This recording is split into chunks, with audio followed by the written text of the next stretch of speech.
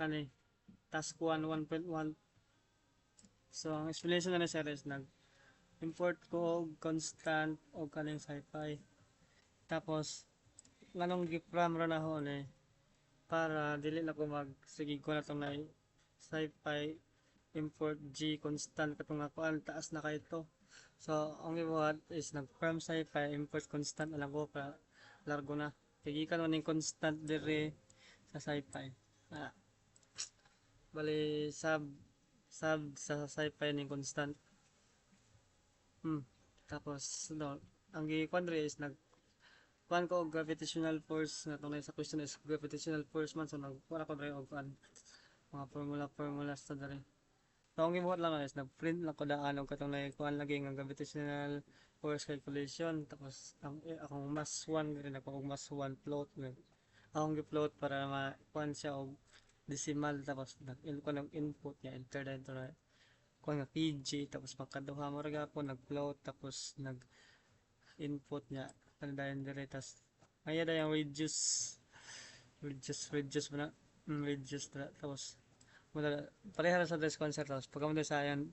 G nga constant G mana mo to may formula sa ano sa katong kuan mo na ni G times mass 1 times mass 2 divided by R times or matawag na siya R squared. So mo na to yan photon energy na dayon mo lang to yung newtons minsan naka newtons in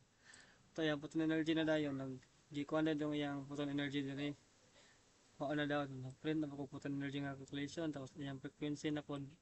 mo to frequency equals to float input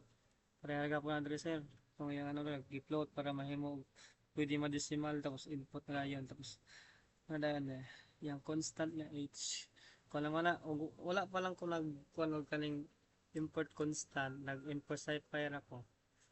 kung kuan ba ko diri og kuan daghan ba kay butan diri nga constant h constant g nga napay makuan ho diri na from scipy ana constant ana karon gilargo na lang tapos yada yung frequency nga h times frequency mato yung hertz times frequency din niya mo na to yeah, i-print na dayon tanan napaka-basic so atong ngayon no butang ko og mass niya or yung timbang nga 50 boom 50 nya 150 ang isa boom nya yan yung distansya yan distansya din sir anong distansya man eh sige distansya or yung reduce more na sila 2 boom pagkadako gravitational force ay gamay kayang gravitational force tapos kung na dahil dali itong dali na dapit sa frequency kanina dali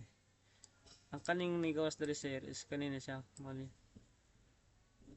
kana tapos nag-connect ko siyang hertz niya nga 25 kung na yun ang ira mong ipangita ang hertz raman constant naman dalan G ang gravity constant naman po ng G po dali gravity mo na to thank you sir